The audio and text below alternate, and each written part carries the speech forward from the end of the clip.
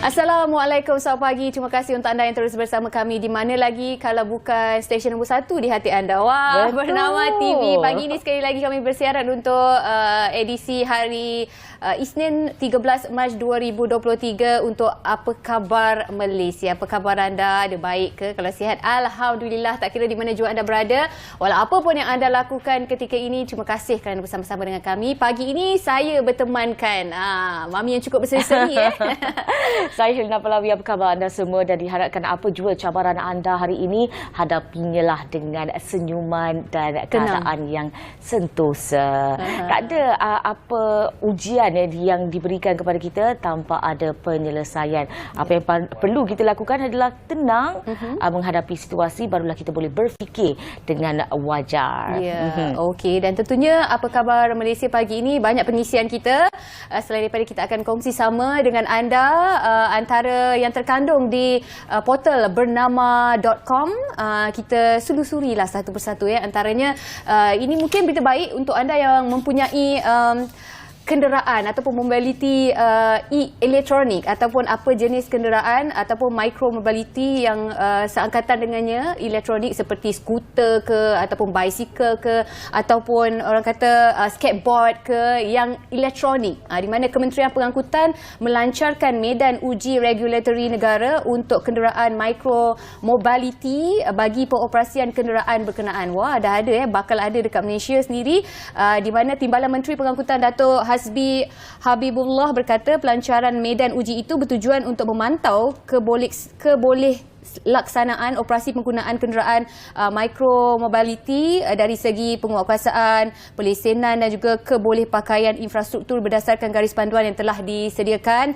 di mana inisiatif medan uji ini akan dijalankan di kawasan yang telah disediakan infrastruktur yang sesuai seperti yang telah digariskan dalam garis panduan perancangan Plan Malaysia, di mana MIROS, Institut Penyelidikan Keselamatan Jalan Raya Malaysia dan juga syarikat Futurist Sdn Bhd akan membantu Majlis Bandaraya Shah Alam sendiri dalam memantau kebolehaksanaan medan uji ini dari segi aspek dengan sokongan daripada pihak Polis Diraja Malaysia dan Jabatan Pengangkutan Jalan bagi memastikan semua pengguna micromobility memenuhi peraturan medan uji yang telah ditetapkan. Saya tak ada lagi, tapi saya ada basikal ataupun e-scooter ni, tapi boleh charge je dekat rumah. Cuma kenderaan mobility sebegini yang kecil-kecil ni tak boleh berada di kawasan yang orang kata sesak kan. Tapi satu langkah yang bagus sebenarnya, kerajaan menyediakan satu hub ataupun tempat untuk mereka yang mungkin menggunakan di kawasan bandar, sesuailah untuk mencari tempat untuk charge e-mobility ini. Okey, betul. Dan ini masih lagi bercerita tentang jalan raya, dan ini adalah perkara yang terjadi di Lebuh Raya Pantai Timur Fasa 1 LPT1 semalam, di mana 2 orang didapati rentung selepas kenderaan pacuan 4 roda dinaiki mereka terbakar selepas merempuh belakang lori kontena di kilometer 108.7 LPT1. Dan menurut Ketua Polis Daerah Temerloh ACP Muhammad Azhar Muhammad Yusof, pihaknya menerima maklumat pada 5.22 pagi dan kedua-dua mangsa didakwa terperangkap selepas kenderaan itu tersangkut di belakang lori kontena tersebut. Dan kejadian itu sebenarnya dipercayai terjadi selepas kenderaan pacuan 4 roda ini hilang kawalan lalu merempuh lori kontena. Dan walaupun tiada pengenalan diri ditemukan pada mangsa, namun pihak polis percaya kedua-dua mangsa ialah lelaki berusia 24 tahun, dan ini adalah berdasarkan keterangan awal daripada waris. Dan Muhammad Azhar meminta orang ramai yang mempunyai maklumat tentang kejadian itu untuk menghubungi talian 092716 086 atau Pegawai Penyiasat Trafik Ibu Pejabat Polis Daerah Temerloh Inspektor Tuvanis Vari di talian 018 972 4346 bagi membantu siasatan. Baik, kita beralih ke Berita seterusnya, kita tahu kebelakangan ini negara menghadapi hujan lebat yang berturut-turut dan ada negeri yang terkesan dengan banjir tersebut, di mana untuk pengetahuan anda, update yang terkini jumlah mangsa banjir yang berlindung di pusat pemindahan sementara PPS di Johor sekarang ini meningkat kepada 42,706 orang, manakala Melaka pula menurun dan Pahang serta Sarawak juga tidak berubah setakat ini. Ini rekod daripada petang semalam, dan sementara di Johor jumlah mangsa banjir kembali meningkat kepada jumlah yang saya sebutkan tadi berbanding sebelum ini yang direkodkan pada 8 pagi semalam, susulan peningkatan mangsa di daerah Batu Pahat dan juga Muar. Dan untuk pengetahuan anda, Jawatankuasa Pengurusan Bencana Negeri JPBN menerusi kenyataan memaklumkan 12,047 keluarga masih ditempatkan di 152 PPS yang beroperasi di 4 daerah yang terjejas akibat banjir itu. Dan sementara untuk pengetahuan anda, di Melaka jumlah mangsa banjir di Jasin menurun kepada 166 mangsa daripada 36 keluarga berbanding 238 daripada 55 keluarga yang direkodkan semalam 8 pagi semalam. Di Pahang pula, Sekretariat Jawatankuasa Pengurusan Bencana Negeri melaporkan pula jumlah mangsa banjir di daerah Rompin tidak berubah dengan 169 orang masih ditempatkan di 2 PPS. Sementara di Sarawak pula, menurut laporan jumlah mangsa banjir kekal 91 mangsa daripada 18 keluarga melibatkan kawasan Kuching di PPS Dewan Sinaran Lumut dan PPS Dewan Kampung Sungai Benut Sungai Berduan. Apapun itu, sedikit laporan berkaitan dengan banjir yang sedang berlaku. Yang paling teruk adalah di Johor. Kita harapkan anda sentiasa alert dan sentiasa ambil tahu tentang apa yang sedang berlaku dan ikut arahan jika dikeluarkan oleh pihak berkuasa, dan bersiap sedia dengan apa jua kemungkinan yang berlaku, khususnya kawasan-kawasan yang mengalami banjir dan kawasan yang berada di kawasan perairan khususnya, dan sentiasalah berwaspada. Kalau boleh elakkanlah orang kata aktiviti ataupun menjalankan apa jua aktiviti yang berada di kawasan yang berisiko. Betul, dan dalam perkembangan sama, mereka ataupun pelajar-pelajar yang terlibat ataupun terkesan dengan banjir ini, mereka harus meneruskan sesi akademik mereka untuk 2023-2024 tanpa penangguhan, namun diberi kelonggaran untuk menjalankannya melalui PDPR sekiranya perlu. Dan baik, lepas ini kalau ada sebarang hibah yang anda mahu kongsikan, idea atau cadangan, anda boleh sahaja email kami di akmpernamatv@gmail.com dan kami akan cuba untuk memberikan penyelesaian atau solusi kepada anda. Dan untuk waktu ini, jom kita sama-sama saksikan ramalan cuaca untuk hari ini, dan nanti kita akan bersama dengan rakan setugas dari Bilik Berita.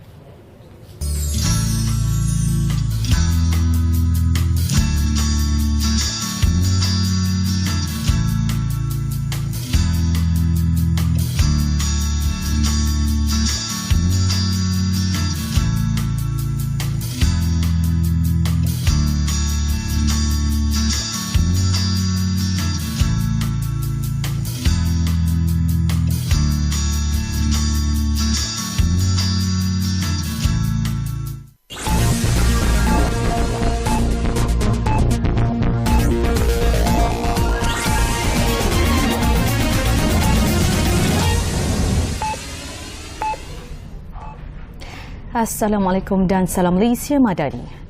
Bekas Perdana Menteri Tan Sri Muhyiddin Yassin akan didakwa di Mahkamah Session Shah Alam hari ini berhubung wang dalam akaun Parti Bersatu.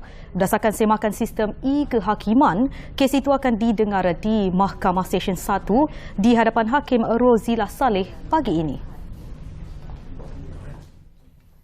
Suruhanjaya Pencegahan Rasuah Malaysia SPRM dalam jemputan media memaklumkan pihaknya telah mendapat izin mendakwa seorang ahli parlimen di mahkamah sama. Ahli parlimen Paguh itu dijangka menghadapi satu pertuduhan mengikut Akta Pencegahan Pengubahan Wang Haram, Pencegahan Pembiayaan Keganasan dan Hasil daripada Aktiviti Haram AMLATFA 2001. Tan Sri Muhyiddin dihadapkan di Mahkamah Session Kuala Lumpur atas 6 pertuduhan berkaitan wang dalam akaun Bersatu pada 10 Mac lepas.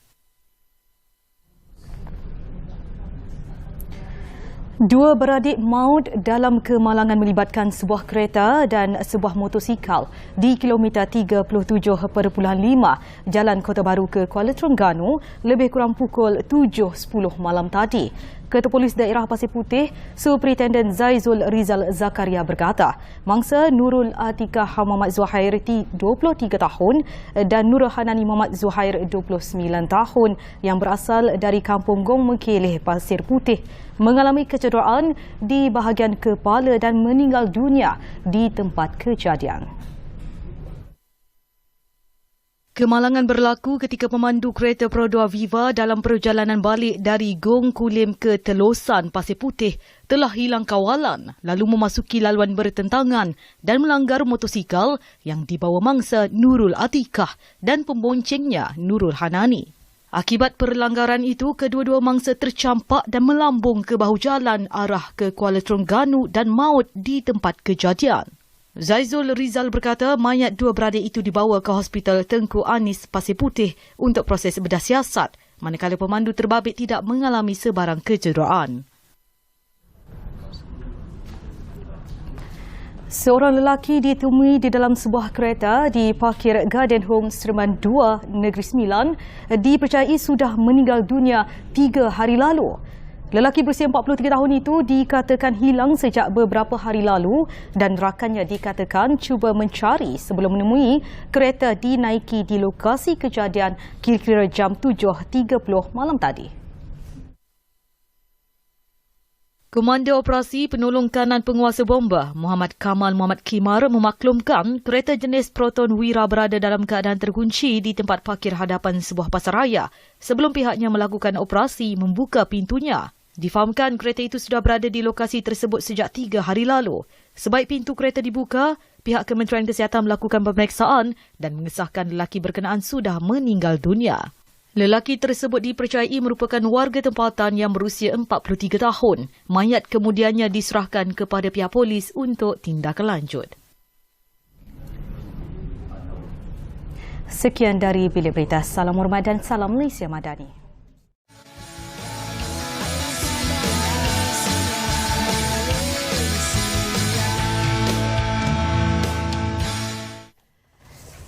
Okey, kembali lagi bersama Apa Khabar Malaysia dan kali ini kita akan bercerita tentang sambutan Hari Penjara kali ke-233 dan kita akan membicarakan tentang reformasi ke arah Pusat Peradaban Budaya Kemanusiaan. Dan untuk itu kita bersama dengan tetamu kita di studio pada ketika ini adalah Timbalan Komisioner Jeneral Penjara, Keselamatan dan Koreksional Jabatan Penjara Malaysia iaitu TKJP, Datuk Abdul Aziz bin Abdul Razak. Terima kasih Datuk kerana sudi bersama dengan kami. Sama-sama. Selamat pagi. Pagi. Dah sarapan belum Datuk? Mudah.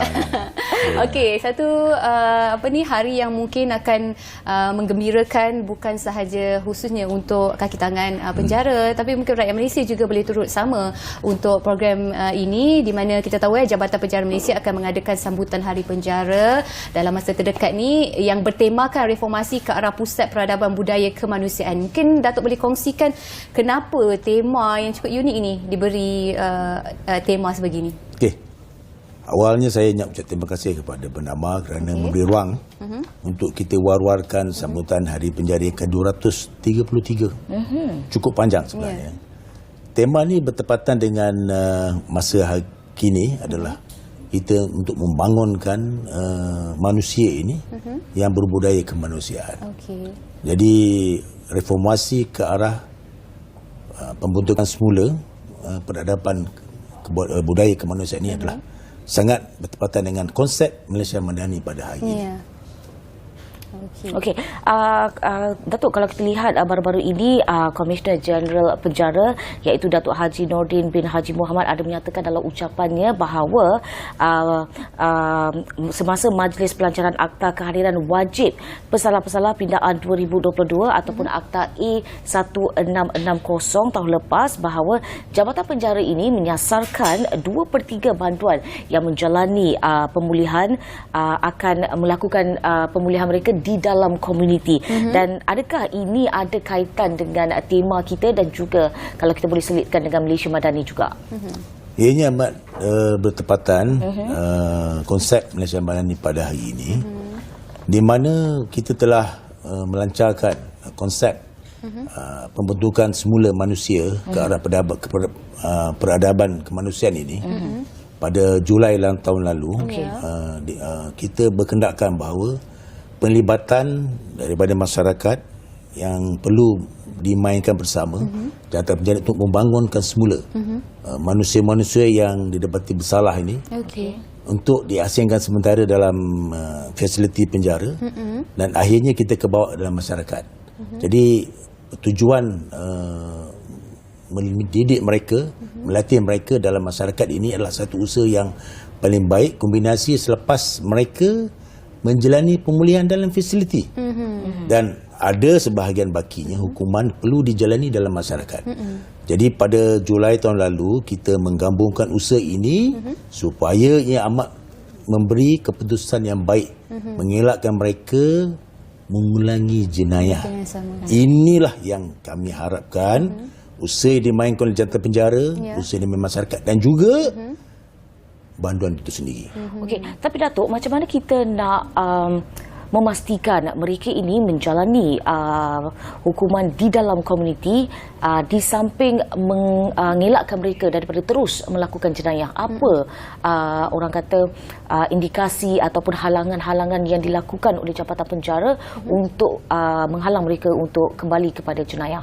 Sudah tentunya adalah pelibatan ataupun penerimaan masyarakat. Okey.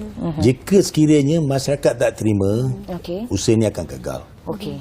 Dan Jabatan Penjara telah memainkan peranan dengan pelbagai syarikat untuk memastikan mereka ini bekerja. Okey. Ada ditempatkan, maknanya pendapatan mereka dan mendapat imbuhan lah pekerjaan ini. So pekerjaan yang dilakukan ini seperti insan yang seperti pekerja-pekerja di luar itu sendiri.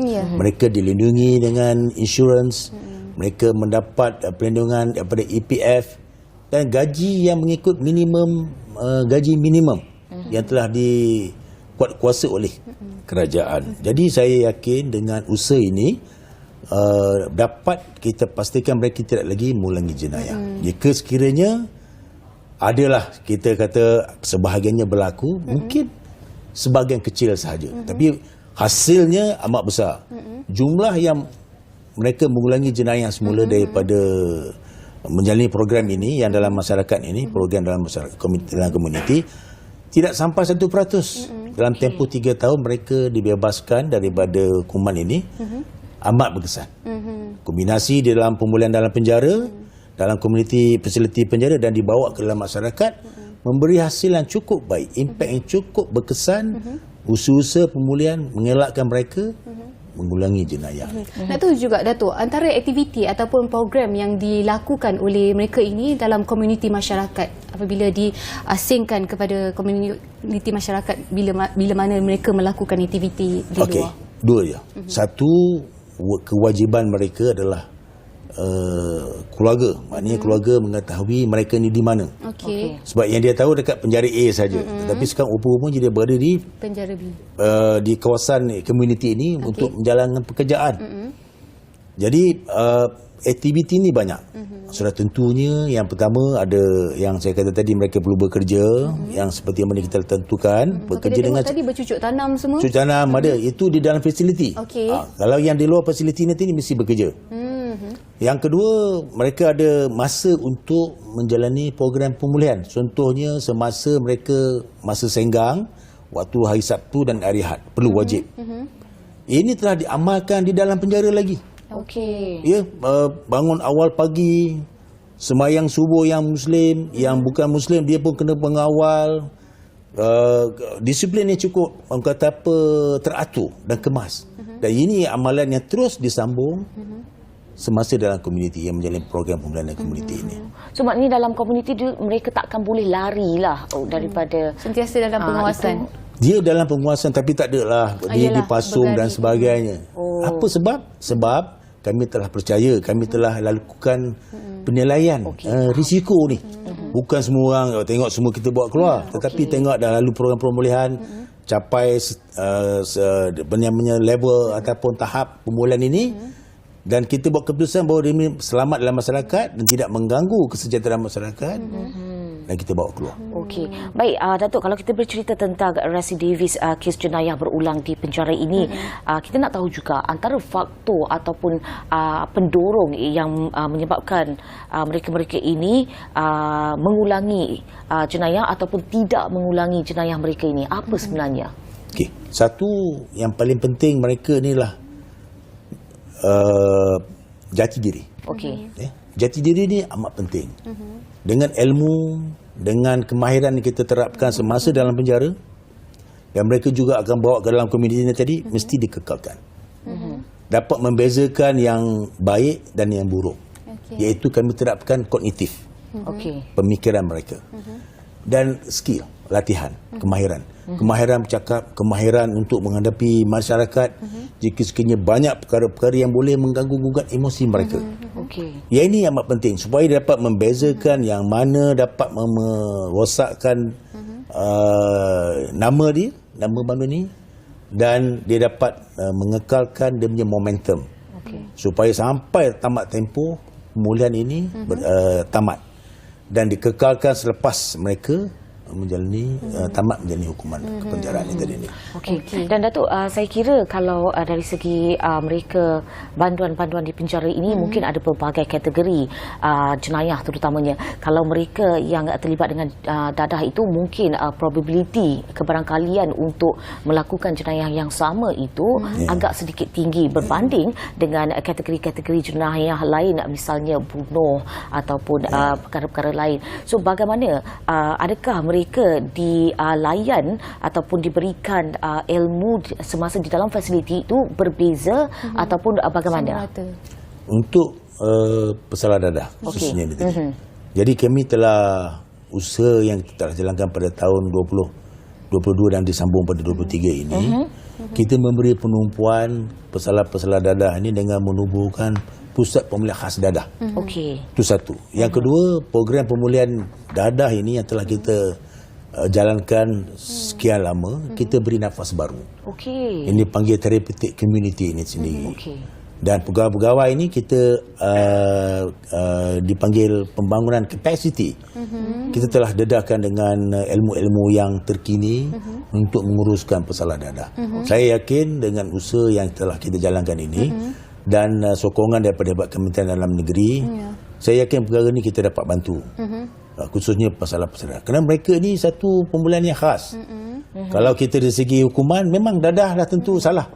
Buatlah cara mana orang kata decriminalize. Kalau di negara-negara lain, mungkin pesalah dadah yang berguna sebagai dadah, bergantungan dadah ini bukan pesalah. Dia adalah satu pesakit. Jadi apa yang kami syorkan dengan Menteri Dalam Negeri baru-baru ini melihat ada kemungkinan untuk kita tambah baik akta pemulihan dadah itu sendiri. Jika sekiranya banduan itu benar-benar pesalah penagih dadah, perlu diletakkan di tempat, contoh di pusat puspen, contohnya begitu. Fokus kepada pemulihan dadah saja. Jika dadah dan jenayah yang mana yang dominan, kalau dominan itu adalah pesalah jenayah, kita masukkan ke penjara. Tetapi kalau dadah itu sebagai dominannya, kita letak ke pusat pemulihan di puspen contoh. Jadi dengan perubahan ini yang telah diwar-warkan oleh Menteri Dalam Negeri, saya yakin kita dapat menambah baik pesalah-pesalah dadah ini yang menjadikan orang kata apa cabaran utama untuk kita pastikan pemulihan di penjara, di pusat pemulihan dadah di Ceti Puspen berkesan. Ini sasaran kita. Kita nak menyentuh tentang sambutan Hari Penjara untuk kali yang ke-233. Bagaimana untuk sambutan kali ini? Adakah berbeza berbanding sebelum ini dan mungkin sedikit pengisiannya yang telah pun disusun oleh pihak penjara? Besok kita ada forum. Kita jemput pihak luar yang ada nama yang ternama lah. Jadi ada forum bagaimana pandangan masyarakat terhadap penjara. Kalau tanya kat penjara cakap semua bagus. Kan? Dah tentu begitu. Tapi bagaimana pengharapan masyarakat terhadap usaha yang dimainkan oleh jantan penjara untuk dapat memulihkan kesalahan ini benar-benar pulih dan kembali ke masyarakat sebagai insan yang berguna. Insan yang produktif. Itu yang paling penting sekali. Walaupun cara mana pun mesti dapat menyumbang kepada pembangunan negara. Jadi besok ada forum, yang seterusnya akan ada pembarisan dan sebagainya, pameran, dan kita kena pegang kepada arahan kerajaan. Apa-apa sambutan jangan buat besar-besaran. Penjimatan, optimum budget. Ini yang kita pegang. Jadi pada 21 hari bulan minggu hadapan, sambutan Hari Penjara ke-233 ini akan diadakan di Maktab Penjara Malaysia di Kajang. Jadi saya jemput bernama dan masyarakat untuk hadir bersama. Apa yang kita telah lakukan bersama Kementerian Dalam Negeri untuk sambutan Hari Penjara ke-233 ini. Adakah sambutan pada 21 Mac itu akan disiarkan melalui media sosial seperti Facebook Live ataupun YouTube Live? Facebook Penjara, FB Penjara akan kita buat, dan FB Kementerian Dalam Negeri pun ada. So please tolong onkan FB KDN, FB Penjara. Boleh kita tengok, walaupun mungkin jauh nak pergi, jadi boleh tengok secara. Tapi nak tahu juga Datuk, antara aktiviti yang akan diadakan yang mana melibatkan orang luar selain daripada family pun mungkin boleh datang berkunjung. Pameran ada. Jadi untuk menerangkan kepada masyarakat apa aktiviti yang kita lakukan selamanya mereka berada dalam fasiliti penjara. Yalah, nak masuk penjara tak boleh lah semua orang nak tinggal kan. Jadi dengan aktiviti pameran yang kita tunjuk, ini dapat menggambar apa yang telah kita lakukan kepada banduan untuk dipulihkan. Okey, baik Datuk, sangat menarik apa yang Datuk kongsikan, dan saya percaya apa yang telah dicapai oleh Jabatan Penjara sepanjang lebih 2 abad ini, sama ada daripada segi perubahan pelaksanaan sistem hukuman ataupun daripada aspek pemulihan banduan itu sendiri, dan bagaimana sebenarnya Jabatan Penjara ini mengekalkan momentum-momentum ini. Okey, yang pertama dahulu kala lah, yang kata bagaimana yang kata 273. Jadi kita boleh tengok daripada wujudnya penjara moden, ya, benda-benda yang saya kata tadi, sampailah pada hari ini sistemnya. Yang pertama berkaitan dengan peranan penjara itu sendiri, iaitu pada awalnya sebagai tempat menghukum. Kalau kita dengar, kita pun pukul kerja berat. Memang dalam undang-undang penjara yang kita tahu masa ketika itu, kerja berat. Apakah kita maksud kerja berat? Pukul sabut, pecahkan batu ketika itu. Jadi memang beratlah. Pemahaman penjara itu adalah begitu takut. Maknanya begitu kejam.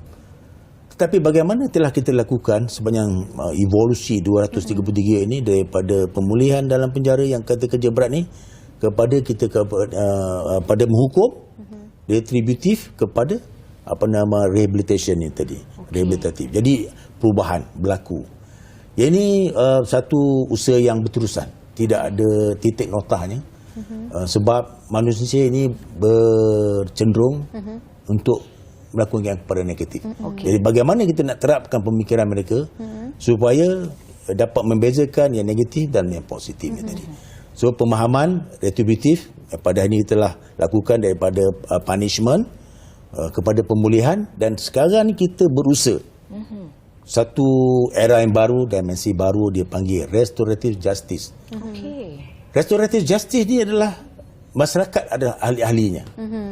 Masyarakat perlu merasakan bahawa mereka juga bertanggungjawab untuk memastikan pemulihan ini berlaku, untuk memastikan sistem penghakiman ni berlaku, memastikan hukuman yang jatuhkan pada pesalah-pesalah ni benar-benar dapat menginsaf mereka. So itu perubahan daripada punishment, penghukum, kepada rehabilitation atau pemulihan, kepada restorative justice. Ini 3 dimensi yang begitu berbeza dan memerlukan komitmen semua peringkat. Bukan hanya dilihat penjara ini sendiri, tetapi pada masyarakat dan sistem.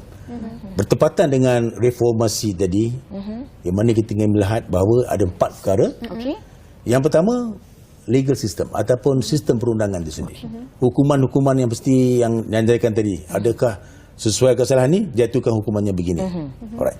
Dan yang kedua, kita nak pastikan bahawa pegawai kita ini benar-benar kompeten. Dilengkapkan dengan pengetahuan yang terkini, dengan kesalahan-kesalahan yang berada di seluruh dunia. Apakah kemahiran yang pun dimiliki.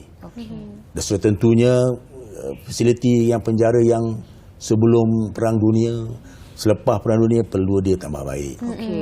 Bukan maknanya menggalakkan orang masuk penjara, bukan. Tetapi dengan keadaan ini melahirkan persekitaran yang kondusif untuk mereka menjalani pemulihan. Dan yang terakhir sudah tentunya kita punya banduan itu sendiri dapat berubahlah.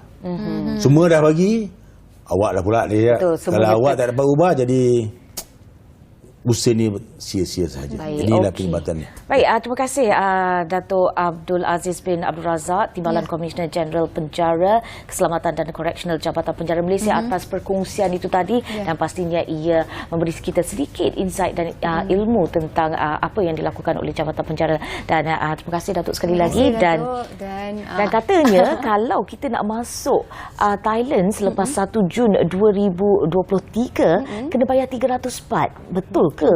Terjejas ke industri pelancongan Thailand? Jom kita saksikan bersama dengan koresponden dari Thailand.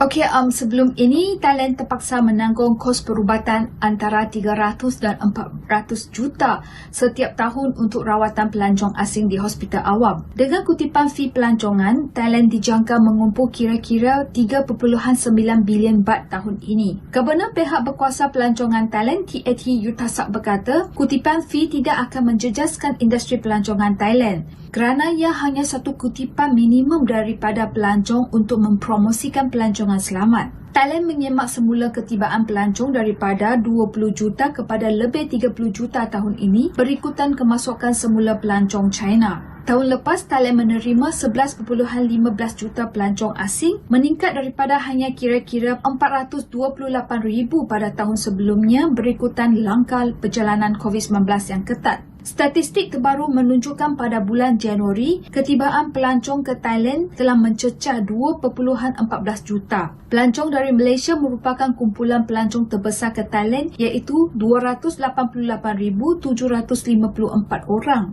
Diikuti pelancong dari Rusia dan Korea Selatan.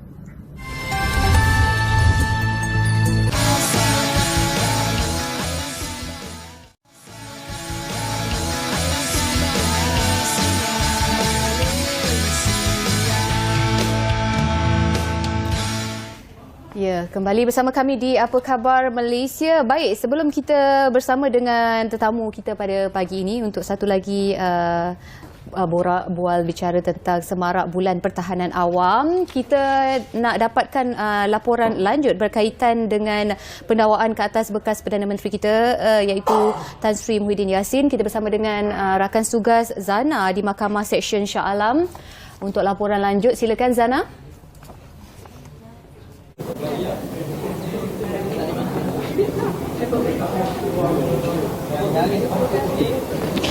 Baiklah rakan penyampai di Wisma Bernama, seperti yang kita tahu hari ini bekas Perdana Menteri Tan Sri Muhyiddin Yassin sekali lagi didakwa atas satu lagi pertuduhan iaitu menerima wang hasil aktiviti haram berjumlah 5 juta ringgit. Beliau tiba di Mahkamah Seksyen Shah Alam ini sekitar 8.20 pagi dan prosiding bermula 9 pagi dan mengambil masa kira-kira 20 minit sahaja untuk beliau memahami pertuduhan yang dibacakan dan mengaku tidak bersalah di hadapan Hakim Rozilah Saleh. Dan mengikut pertuduhan, beliau didakwa sebagai Presiden Bersatu menerima wang hasil daripada aktiviti haram berjumlah 5 juta ringgit daripada Bukhari Equity Sdn Bhd yang dimasukkan ke dalam akaun M-Bank milik parti berkenaan di M-Bank Angkor Mall Petaling Jaya pada 7 Januari 2022. Ahli Parlimen Pagut itu didakwa mengikut Seksyen 4-1-B dibaca bersama Seksyen 87-1 Akta Pencegahan Pengubahan Wang Haram, Pencegahan Pembiayaan Keganasan dan Hasil daripada Aktiviti Haram 2001 yang boleh dihukum di bawah Seksyen 4-1 Akta Sama yang sabit kesalahan hukuman penjara maksimum 15 tahun dan juga boleh didenda tidak kurang daripada 5 kali ganda jumlah atau nilai hasil daripada aktiviti haram atau RM5 juta yang mana lebih tinggi. Terdahulu Timbalan Pendakwa Raya SPRM Ahmad Akram Garib memohon mahkamah supaya menggunakan pakai ikat jamin RM2 juta dengan 2 penjamin berserta syarat tambahan yang ditetapkan ke atas tertuduh di Mahkamah Session Kuala Lumpur minggu lepas. Dan menurut Timbalan Pendakwa Raya SPRM itu, bahawa kes ini telah pun dimohon untuk dipindahkan ke Mahkamah Session Kuala Lumpur memandangkan ia berkait dengan perbicaraan di sana serta tarikh sebutan di Mahkamah Session tersebut juga sudah ditetapkan pada 26 Mei ini. Permohonan itu tidak dibantah peguam tertuduh iaitu Peguam Datuk K. Kumarendran dan Rozilah kemudiannya membenarkan permohonan pendakwaan untuk menggunakan pakai jaminan serta syarat tambahan yang ditetapkan oleh Mahkamah Session Kuala Lumpur iaitu tertuduh menyerahkan pasportnya kepada mahkamah serta membenarkan kes itu dipindahkan ke mahkamah sama.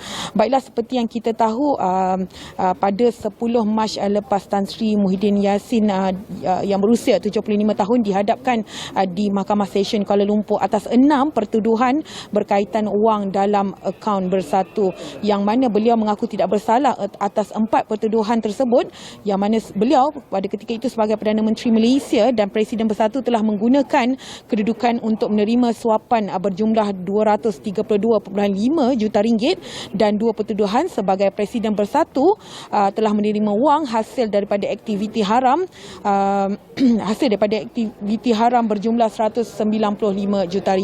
Apa yang boleh saya kongsikan di Mahkamah Session Shah Alam pada ketika ini, sebentar tadi sebaik saja beliau selesai prosiding di dalam kamar mahkamah, beliau telah pun melakukan satu sidang media ringkas yang mana beliau mengulas kembali kenyataan yang diberikan di dalam mahkamah, iaitu mengaku tidak bersalah dan mohon supaya ia dibicarakan. Dan seperti yang kita tahu, ia melibatkan bekas Perdana Menteri, sudah tentu ia melibatkan perhatian bukan sahaja media tempatan, malahan media antarabangsa. Keadaan sekitar Mahkamah Session ini kembali tenang dan beliau pun sudah meninggalkan premis ini, dan saya kira itu saja perkembangan yang boleh saya bawakan ketika ini.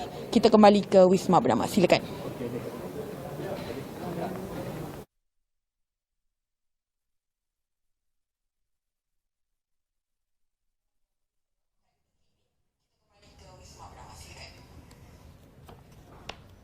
Baik, terima kasih Zana atas laporan itu tadi, dan kita pastikan anda setia bersama kami di Bernama TV untuk perkembangan lanjut. Dan seperti yang Chat katakan sebelum kita bersiaran langsung bersama Zana tadi, kita akan bersama dengan tetamu kita di studio bagi membincangkan tentang semarak Bulan Pertahanan Awam. Untuk itu kita bersama dengan Yang Setia, Penolong Pesuruhjaya Pertahanan Awam, Tuan Ghazali bin Abdul Rahman, iaitu Pengarah Bahagian Pengurusan Angkatan Pertahanan Awam Malaysia. Terima kasih Tuan kerana sudi bersama dengan kami. Okey, sebelum kita berbicara lebih lanjut, mungkin Tuan boleh ceritakan kepada semua yang sedang menonton ini apa perbezaan Angkatan Pertahanan Malaysia dan juga mungkin agensi-agensi lain seperti bomba misalnya. Okey, terima kasih. Bismillahirrahmanirrahim. Assalamualaikum warahmatullahi wabarakatuh. Terima kasih kepada Elina, Chat, kepada Bernama TV dan juga untuk jemputan APM lah, Angkatan Pertahanan Awam Malaysia, untuk slot Apa Khabar Malaysia pada pagi ini. So seperti mana yang Elina tanya tadi, sebenarnya memang saya rasa ramai yang penonton-penonton di luar sana dan mungkin ramai juga rakyat di luar sana yang mungkin tidak faham tentang fungsi dan peranan Angkatan Pertahanan Awam Malaysia. Sebab tu macam tadi pun ada juga yang kadang tersasul sebut nama APM, Angkatan Pertahanan Malaysia. Sebenarnya kita Angkatan Pertahanan Awam. So short form tu APM. Dan sebenarnya dulu kita dikenali sebagai JPAM, Jabatan Pertahanan Awam Malaysia, dan juga sebagai JPA 3. Bila mulai 1 September 2016 baru kita dinamakan semula kepada Angkatan Pertahanan Awam Malaysia selepas binaan ATA dibuat dan diluluskan oleh Dewan Rakyat. Dan dari segi fungsi peranan dan tugas, sebenarnya kalau ikutkan memang Angkatan Pertahanan Awam Malaysia ini adalah merupakan salah satu agensi penyelamat yang mana kalau masyarakat di luar sana memang nampak bila berlaku sebarang kes kecemasan, bencana dan sebagainya, memang akan nampak Angkatan Pertahanan Awam itu sendiri. Kita nampak pihak bomba, Jabatan Bomba dan Penyelamat dan lain-lain agensi penyelamat lain. Sebenarnya dari segi fungsi dan peranan itu memang bila cerita pasal tugas-tugas penyelamat ni, memang semua agensi yang mana ada tim-tim penyelamat dia akan menghantar tim-tim dia untuk melaksanakan tugas-tugas. Dan dari segi peranan APM secara khusus memang kita ada pelbagai peranan yang dilaksanakan. kita bagikan pada tiga kategori lah. Maknanya sewaktu berlaku bencana, waktu kecemasan dan juga waktu menghadapi serangan musuh. Kalau kita tengok baru-baru ni pun memang ada satu tim daripada APM, iaitu Pasukan Khas Pertahanan Awam, PASPA, yang mana yang telah dihantar bersama dengan tim penyelamat Malaysia yang lain ke Turki, yang mana mereka bersama-sama dengan lain agensi penyelamat telah dihantar untuk sama-sama lah buat kerja-kerja rescue lah di Turki. Dan selain itu juga kita ada menyediakan khidmat kecemasan melalui talian 999, di mana kita juga sekiranya berlaku sebarang kemalangan jalan raya dan sebagainya, memang kita akan hantar ambulans kita untuk memberikan bantuan. Dan sekiranya berlaku kes-kes kehilangan orang di dalam hutan dan sebagainya pun memang APM akan menghantar petugas. Sebenarnya peranan dia banyak. Sebagai sekretariat sewaktu berlaku bencana pun kita juga terlibat. Selain itu juga ada juga program-program yang kita lancarkan atau laksanakan di peringkat sekolah rendah, iaitu TUSPA, Tunas Pertahanan Awam, di sekolah menengah, Kadet Pertahanan Awam. Di peringkat institusi latihan kita ada pasukan institusi latihan pertahanan awam, dan juga di peringkat universiti pun kita ada siswa-siswi pertahanan awam. Jadi exactly lebih kurang macam pelapis atau suksis. Itu artinya banyak lagi peranan-peranan. Belum cerita lagi dari segi kita bekerjasama dengan pihak NGO. Sekiranya berlaku sebarang bencana banjir, kita nampak pelibatan bersama di antara NGO dengan APM. Kerana kami di peringkat APM ni memang kita adalah sekretariat di peringkat daerah dan negeri. So bila ada satu orang kata kolaborasi kerjasama di antara pihak NGO dan APM, mana kita boleh membantu menyalurkan maklumat dari segi keperluan apakah barang-barang yang diperlukan oleh masa-masa bencana. Yang kedua dari segi lokasi-lokasi yang mungkin perlu diberikan bantuan. So maknanya banyak orang kata maklumat-maklumat, info-info yang mungkin yang boleh kami kongsi lah bersama dengan pihak-pihak NGO yang mungkin nak menghulurkan sebarang bantuan atau sumbangan. Dan kita sedia maklum Helena, sebenarnya ramai yang kurang mengenali tugas ataupun APM itu sendiri. Dan mungkin dari pihak APM sendiri, apa usaha ataupun langkah yang dilakukan untuk membuatkan masyarakat sedar ada wujudnya APM ini dan juga peranan APM di Malaysia? Okey, sebenarnya memang kami di peringkat APM memang telah mengeluarkan satu macam arahan pun di peringkat negeri-negeri, yang mana mereka perlu mengadakan banyak program-program berbentuk masyarakat. Maksudnya bila bentuk masyarakat ni, mereka kena ada satu jalinan kerjasama dengan ketua-ketua masyarakat di peringkat daerah, mungkin ketua-ketua kampung, pengurusi JKKK, dan mungkin dengan peringkat ahli-ahli parlimen ataupun ahli Dewan Undangan Negeri sendiri. Kerana kita tahu bila APM ataupun Angkatan Pertahanan Awam Malaysia nak melaksanakan apa-apa aktiviti atau kita nak membuat promosi, publicity dan sebagainya, kita memerlukan orang kata crowd ataupun orang ramai. Sama ada bila kita nak mengadakan dari segi latihan kepada orang awam, kita nak mengadakan pameran-pameran dan sebagainya, kita nak beri taklimat berkenaan dengan peranan dan tugas Angkatan Pertahanan Awam. Jadi mana kita perlukan crowd. So di sinilah pada saya yang paling penting engagement perlu dibuat oleh peringkat APM di peringkat negeri atau daerah dengan skala semua stakeholder yang ada di peringkat negeri dan daerah lah. Itu yang pada saya. Selain itu juga banyak juga publicity yang kita laksanakan melalui media sosial. Yang mana APM ada kami ada kita punya media sosial sendiri, iaitu Facebook, Twitter, Instagram dan sebagainya. So saya harap kepada penonton-penonton di luar sana mungkin boleh melayari lah media sosial yang ada di APM itu sendiri. Maknanya segala maklumat-maklumat, segala aktiviti, tidak kira lah aktiviti berbentuk bencana, kecemasan dari segi berbentuk kemasyarakatan tu, mungkin dengan melayari media sosial APM, saya rasa mungkin masyarakat akan tahu dengan lebih jelas atau lebih dekat peranan yang dimainkan oleh APM itu. Okey, baik Tuan, kalaulah kita boleh ceritakan secara ringkas perbezaan ketara dari segi tugas penindasan tugas dan fungsi APM dan juga bomba itu, apa sebenarnya, ataupun kita biarkan saja masa kita telefon 999 itu operator yang akan uruskan sama ada ini akan siapa yang akan betul. Okey, betul. Elena, sebenarnya dari segi bila kita cerita pasal talian kecemasan 999, memang kita ada 5 agensi. Kita ada polis, kita ada pihak bomba, kesihatan, APM dan maritim. Biasanya di peringkat operator yang akan menerima panggilan kecemasan, dia akan tanya apakah jenis kes kecemasan. Dan di bawah perkhidmatan 999 ni sebenarnya APM dia letakkan bawah dia ada kod dia lah, khidmat kemanusiaan. Maknanya bila khidmat kemanusiaan ni pelbagai kes-kes khidmat kemanusiaan yang boleh orang kata dilaksanakan oleh APM lah.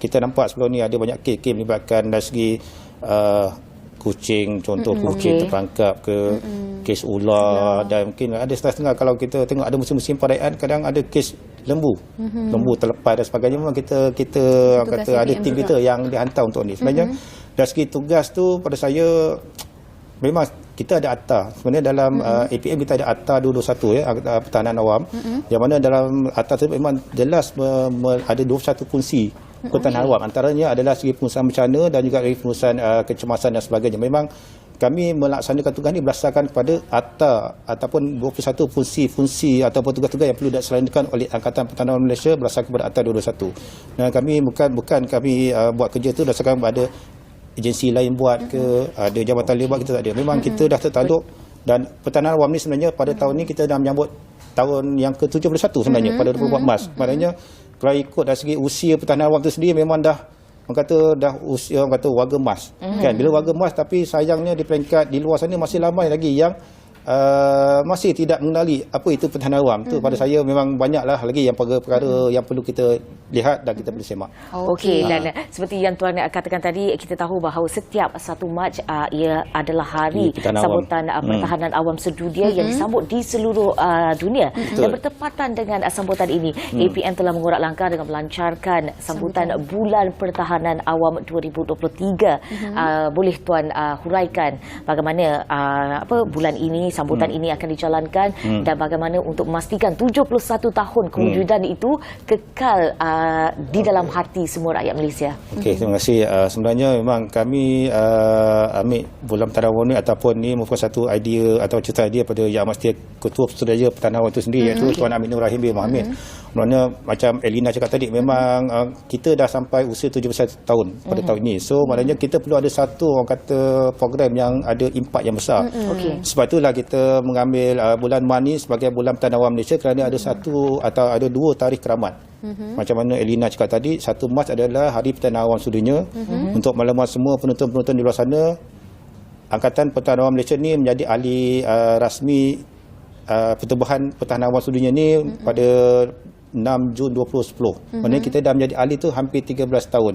Kita nak maklumkan pada penonton-penonton di luar sana ataupun rakyat Malaysia, pertahanan awam ni bukan saja berada di Malaysia, tapi sebenarnya dia ada di banyak negara-negara di luar sana ada pertahanan awam Malaysia. Itu yang kita nak maklumkan.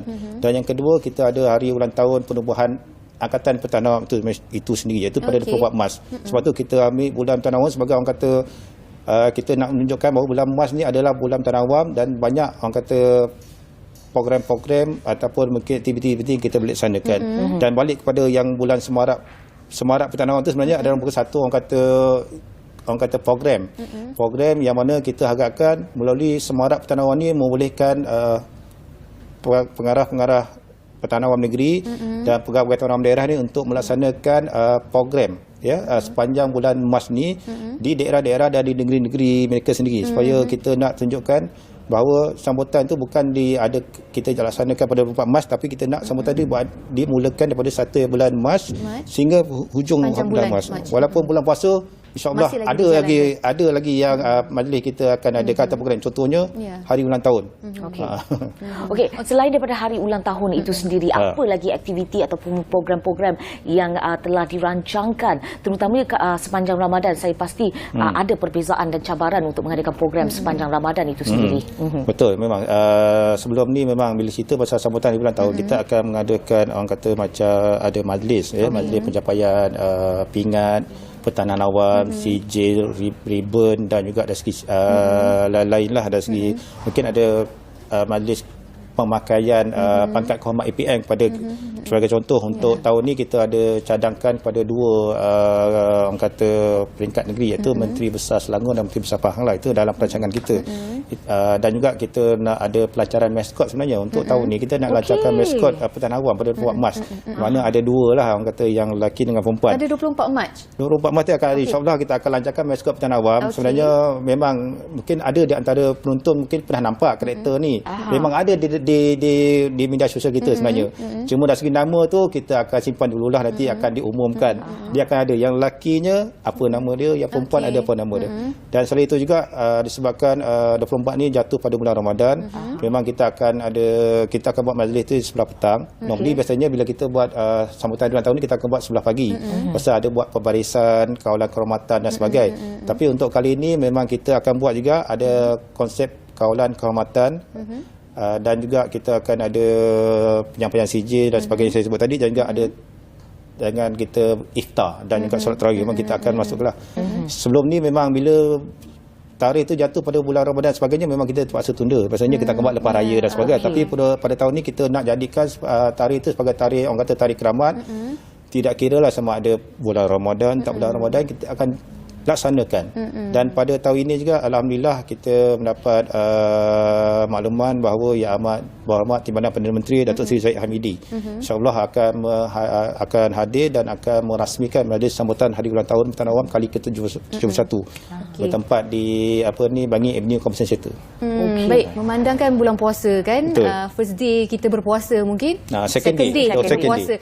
Adakah ia tidak melibatkan orang luar? Hanya sekadar anggota Pertahanan Awam sahaja. Untuk peringkat untuk sambutan ni memang kalau ikutkan memang kita fokus kepada warga-warga APS. Sebenarnya warga APS sebenarnya termasuk juga dengan orang luar. Maknanya ada antara entiti luar, pihak-pihak ataupun individu yang mana yang telah memberikan semangat kepada masyarakat melalui orang kata bila ada berlaku bencana banjir dan sebagainya. Kita tahu sebelum ni ada Abang Viva kan. Abang Viva sebagai individu luar, tapi bila dia terlibat dalam aktiviti membantu masyarakat di luar, mana memang pernah diberikan CJ penghargaan oleh pihak APM. So pada tahun ni juga insya-Allah pada 24 Mac ni akan ada penghargaan terapan yang kita akan bagi kepada pihak-pihak luar lah, individu luar untuk kita jemput sekali pada tarikh yang tersebut lah. Memang ada bukan setakat warga APN, tapi individu yang mana yang kita nak bagi penghargaan, kita akan jemput sekali.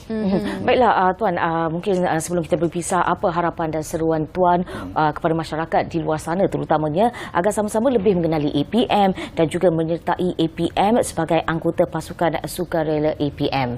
Nanti banyaklah Abang Viva, Kakak Maili. Ya, betul. Betul lah, ramai yang tertanya macam mana nak terlibat sama ataupun nak join APM ni. Okey, sebelum saya maklumkan perkara ini, cuma saya nak maklum juga lah sebenarnya kita ni APM ni dia terletak di bawah Jabatan Perdana Menteri. So maknanya kita ada dua kita ada seorang menteri dan timbalan menteri. Menteri yang bertanggungjawab sekarang adalah Yang Berhormat Datuk Amizah Muhammad Ali sebagai Menteri Haiwan Sabah Sarawak dan Tengah Khas, dan dibantu oleh timbalan menteri iaitu Yang Berhormat Datuk Wilson Ogak Anak Kumbung.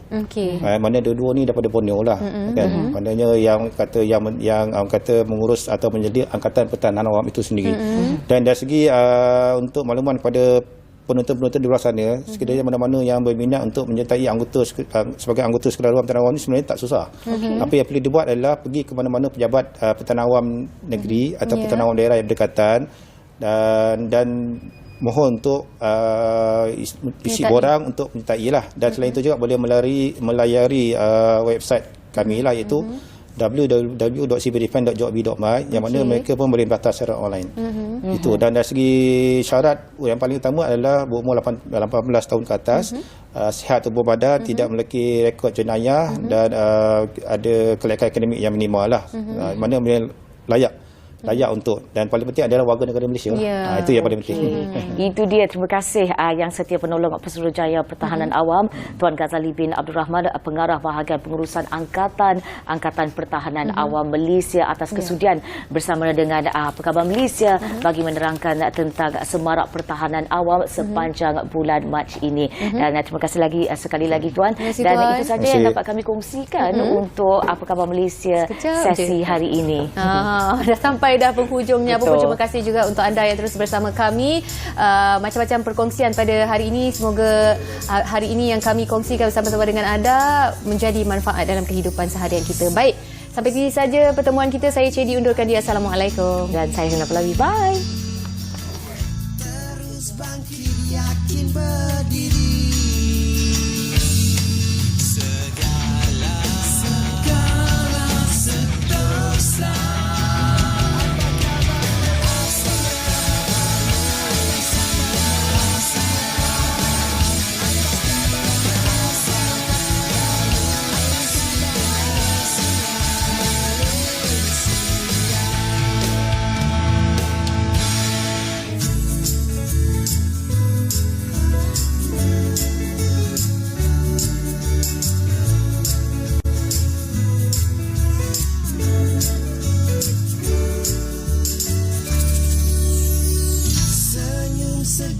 di pagi hari.